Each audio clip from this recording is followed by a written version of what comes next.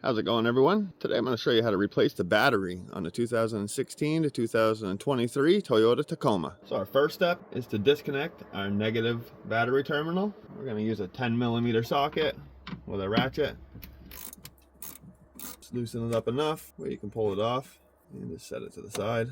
Now we can pull this red positive terminal cover up and take your 10mm, loosen this up and remove this terminal. Now we can remove the battery tie down, and this is what holds the battery in place from moving around. Once again, we'll grab our 10mm and we'll loosen this up until this hook down here comes out of the little hole. And we can just take this off.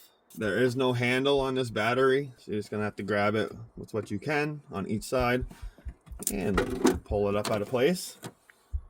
While we have the battery out of place, I can show you guys when we reinstall this battery tie down. This back hook is going to go into this hole, and this front hook goes into this hole.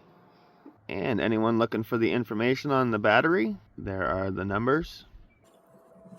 And now we can reinstall the new battery. Positive on this side and negative on this side.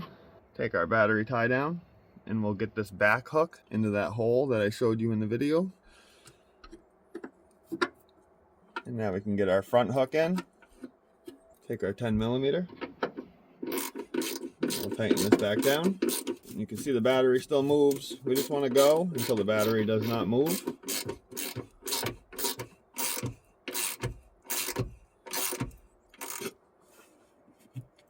There we go. And you always want to reconnect your positive terminal first. Get it on, push it all the way down. And we'll take our 10. You don't need to over tighten terminals, just snug them up so they don't move. Grab your cover, put it back down, and now we'll do the same to the negative. Make sure it's pushed all the way down, and we'll snug it up. And now we'll come into the truck, start it up,